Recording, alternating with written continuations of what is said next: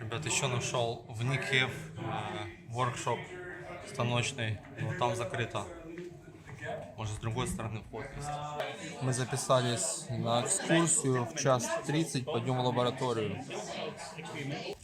Так, пошлите мы дальше посмотрим. Hello. Do you know Nikhef? No. No? Okay. Yeah, heel mooi. It's the National Institute of Subatomic Physics. Video okay? Yeah, video's fine. And we have several things to do here for kids. Good. And for grown-ups, they will explain all the experiments to you. For kids, they can make cookies. They can watch candy grow in a machine. And they can play Twister. And we have VR glasses for the Einstein telescope. And there's you can make a little light. And this is optical illusion. Ты кажется, что сидит жаба, а тут нет жабы. It's inside there. It's like, оп. Окажется, что жаба, реально. Вот. Иди сюда. Смотри. Видишь? Жабка сидит. Попробуй пальчиками трогать. А она так не со всех сторон видна. Нету жабки, сын. Она спряталась. Так, Nikhef. Посмотрим. Тут что-то делают. Что это такое?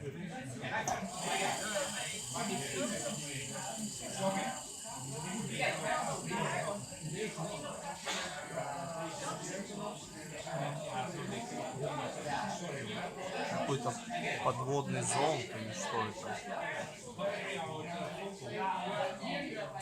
Не знаю.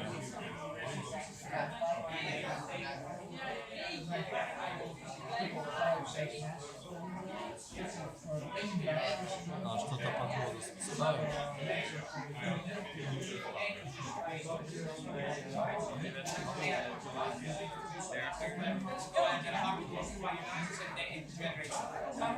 Какой-то мячик с чем-то что-то.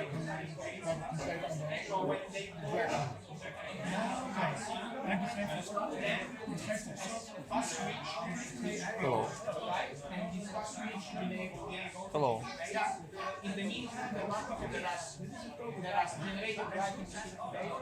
Has also a nice garden inside. Yeah, just go around if you wanna. There's Atlas there. Via the corner. There's Swaran and Is it now? Не знаю, что они там делают. Что-то они там делают. Вот там печеньки есть для детей.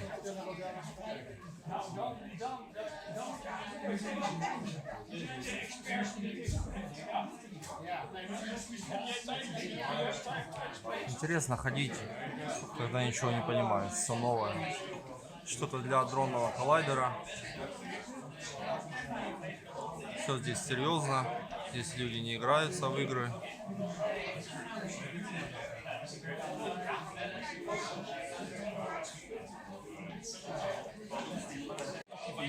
Это, как я понял, телескоп для сканирования нейтрино. Это половина для показа, да, что внутри. Смотри, какое. Мы записались на экскурсию в 1:30, пойдем в лабораторию. Никогда такого не видел. Смотрите, их погружают в воду, да, и ловят нейтрино. Как-то так, наверное.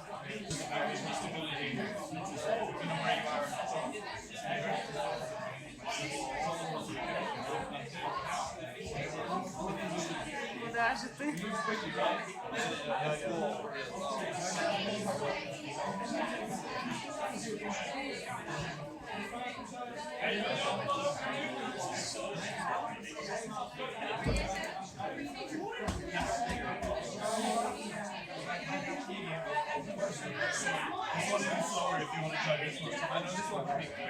Посмотрел я в этот 3D.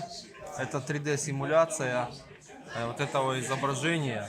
Ты как будто погружаешься под водой, и тысячи вот этих зондов, они ловят нейтрино. Я говорю, зачем вы их ловите, что вы с ними делаете? Он говорят, для изучения. Представляете, это где-то под Францией, это уже реализовано. То есть вот реальное видео со съемки, говорю, с этого проекта. Так, идем мы в другое здание ловить нейтрино. Что-то намечается интересное. We're standing right now in front of the PMU hall, and the name of this hall is not random, because in the past there used to be like an accelerator complex here around Nikhef. Some things that reminisce of this time here. So I'm going to take you inside. Thanks.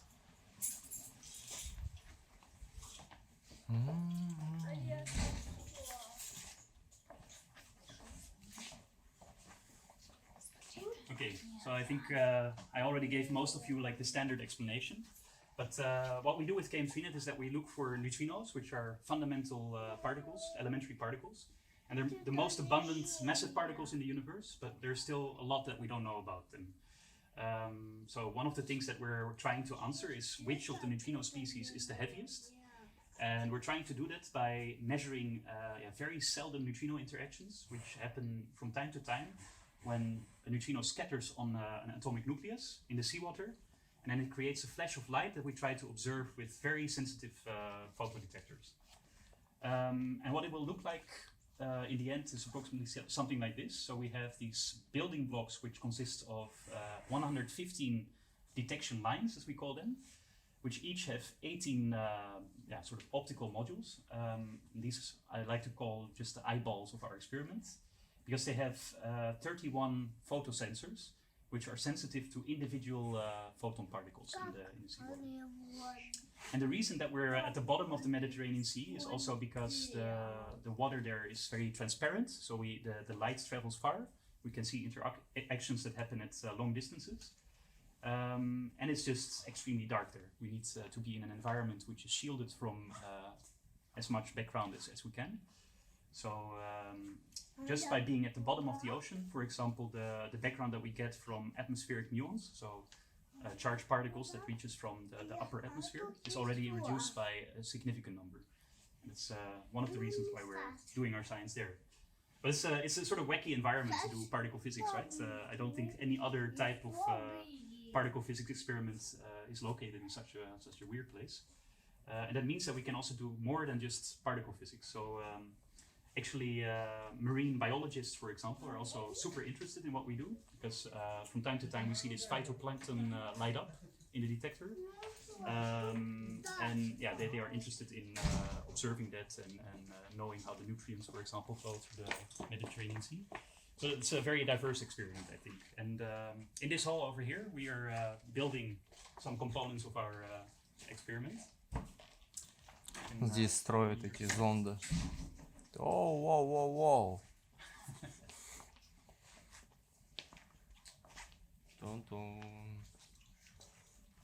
Right, if you have any questions, by the way, then feel free to just shout. I mean, we're with a small group, so I can... One question. Yeah. How much money for one all together complete? So the price is around 10,000 euros or so. 10,000 euro. And how many you need?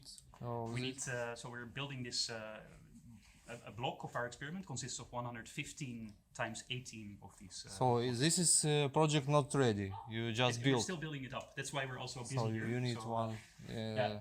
You see some of the hemispheres of the optical modules that we are building.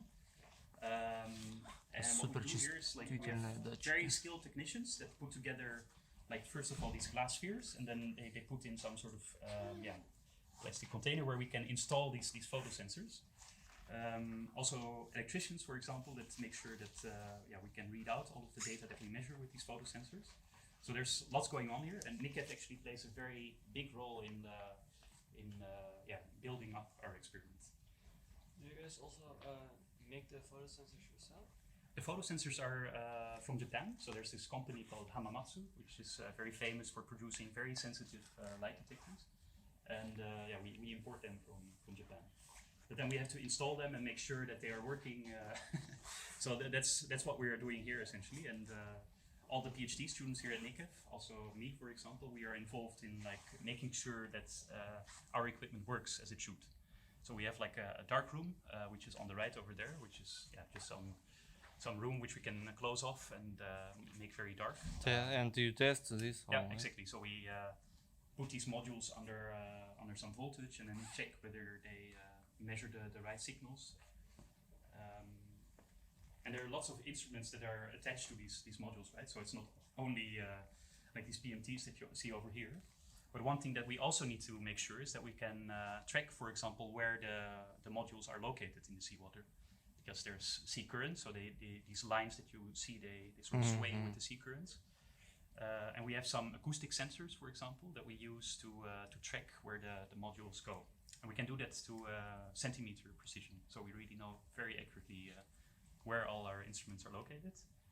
And we do our best to make sure that we can track all of it as accurately as possible. Yeah, but if some guy swimming and catch one or two and take home, No. I mean, this is it's 2.5 not possible. kilometers, right? You would be imploded before. Oh, it's too. It's too very deep. Yeah. Oh yeah. Yeah, it's in a very deep part of the ocean, and that's good because this part, like if you're very deep, then it's also very dark there, of course. Yeah, very dark. Yeah. Stability, more stability. Yeah, that Pressure is- stability. exactly. Yeah. So, Temperature stability, pressure stability. Yeah. everything. So that's why we're doing it there. If you want to make some pictures, feel free, or if you have any questions. Can I make pictures in big room? We're going there in a moment. So This like half, this all together. yeah, exactly. Oh, yeah. Ту-ду-ду-ду. Прям как какие-то война миров. Что-то вообще непонятное такое. Right. So Nikhef is involved in actually two sort of building parts of the experiment. The first is that we try to really put together these half modules and make sure that they work. But then another part that we are involved in is really putting the full strings together. And that's what you see over here, right? So we have here on two tables, each table has 18 of these optical modules. And we need to attach them with like optical fibers and with electricity cables and make sure that they can all communicate with each other.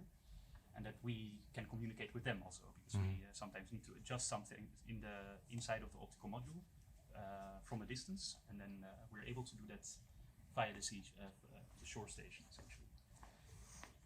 It's cable. No, it's tube. That's pipe. these are optical cables. So Optical cable. yeah, exactly. They're over here. They are filled with some oil and everything to make sure that they can also resist the extreme pressures at the sea bottom. And then we make sure that we can read them out, right? That we, if there's some data or so. Which battery you use for this? How it's work? It's always connect with all system, or every have one battery for? They're all connected via like a central grid. So we have a central C4 network that brings the power to the optical modules.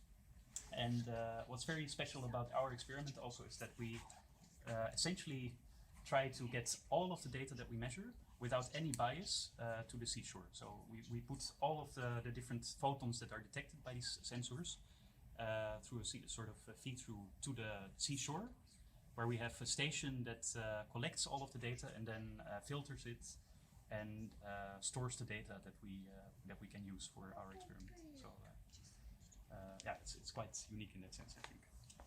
It shows some pressure. Yeah, so we have different kind of instruments on top of mounted on the module. One of them is like a pressure sensor, but we also have like this acoustic sensor that I told about, and we even measure the temperatures, I think, in the optical modules, because we need to make sure that they don't get fried as we put them under power. What material do you use for? And the container where the light sensors are mounted. We fill that with an optical gel that makes sure that all the light passes through as neatly as possible. And that's the reason why from an angle you can still see every BOT here. If that wouldn't be the case, it would be like rather fuzzy, and there would be a lot of scattering happening inside of the glass.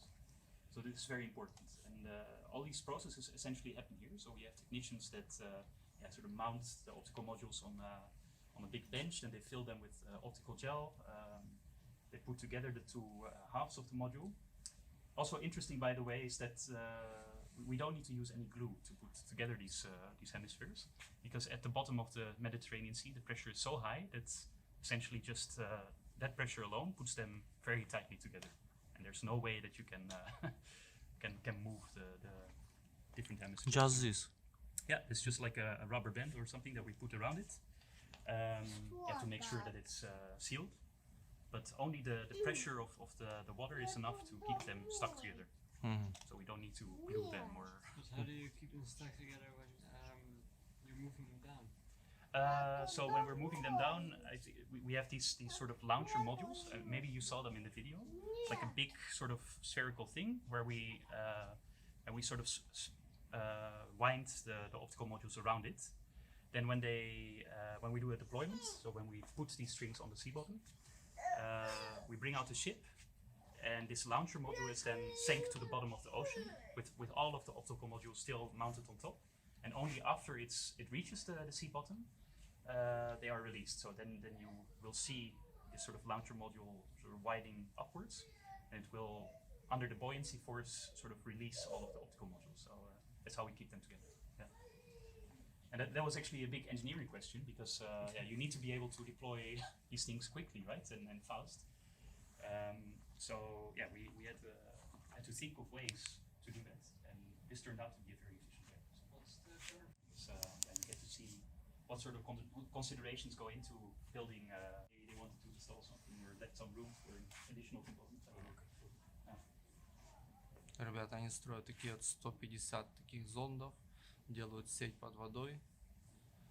Каждый зонд имеет суперчувствительные сенсоры цвета японские, и они ловят нейтрино.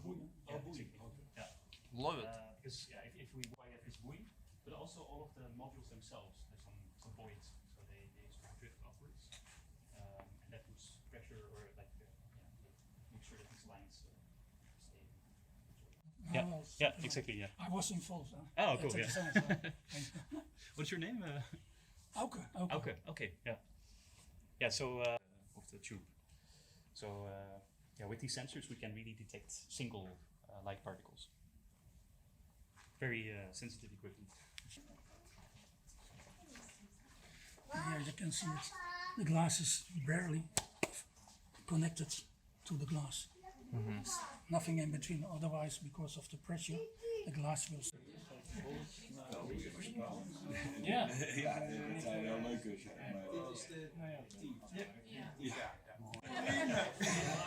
Nee, ja, ik dacht, ik kan me voorstellen dat ook natuurlijk dus op sommige plekken in de wereld waar natuurlijk echt heel weinig mensen rondlopen en weinig signalen, tenminste weinig.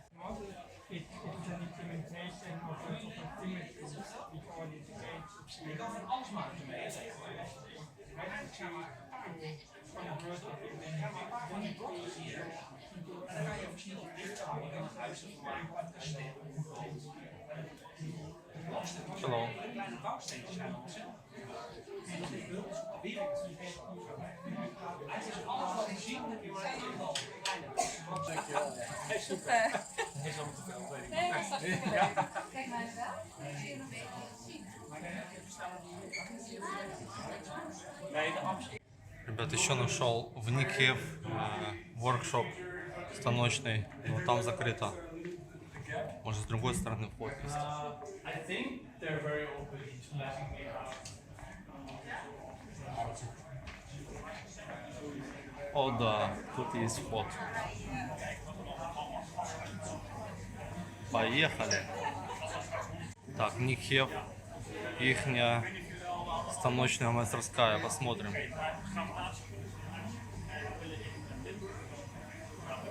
Вау.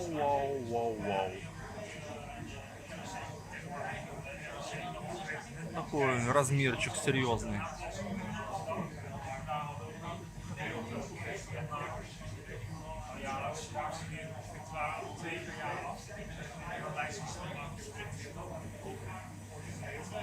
А там, к сожалению, закрыли туда вход. Там нельзя посмотреть ничего.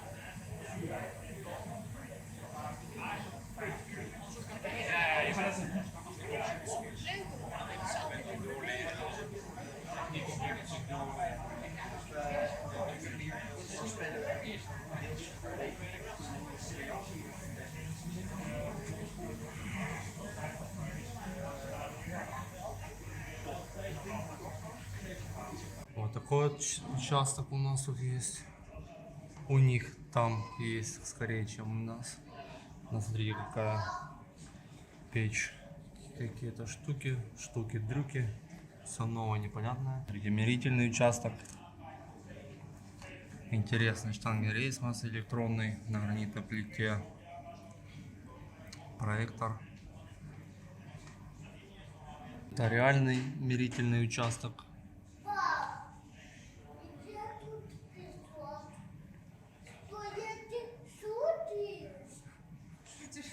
Смотрите, какая гранитная плита. Вообще как все как в госпитале. Все белое. Какие-то камеры. Шаублины 125.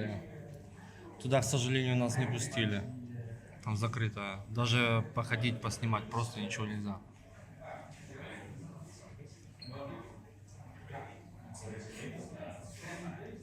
Веллер стоит. Цезенео. Шаублины. Микрон.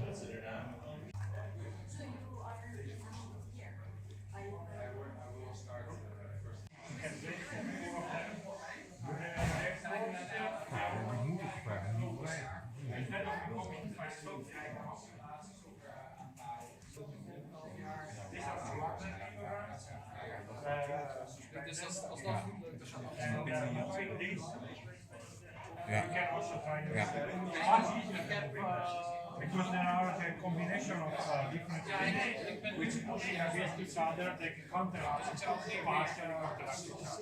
So you make a very low stiffness system that is indeed very good for removing vertical vibration. So we have here two seismometers, these things. One is measuring the bottom mass and one the top one. The bottom one is amplified a lot. So if I just do, if you look at the red signal, it's the bottom one. Just do this. No, even speaking, just so if I stay.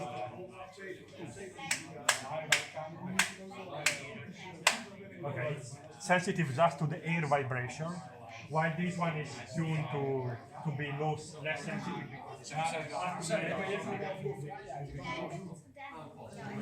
We can appreciate how much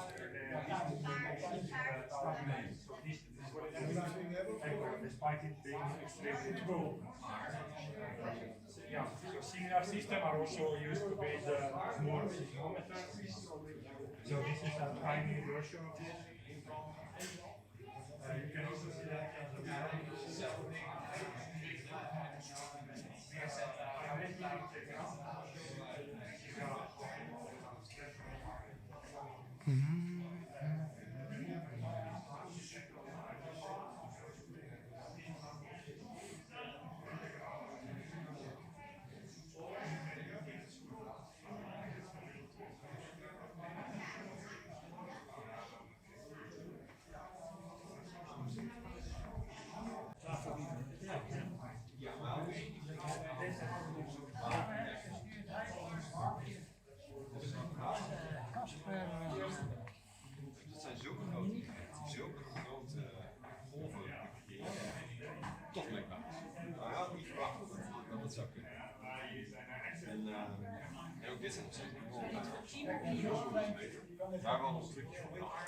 Maar op basis waarvan heeft hij voorspeld dat zou kunnen zijn als hij geen rekening doet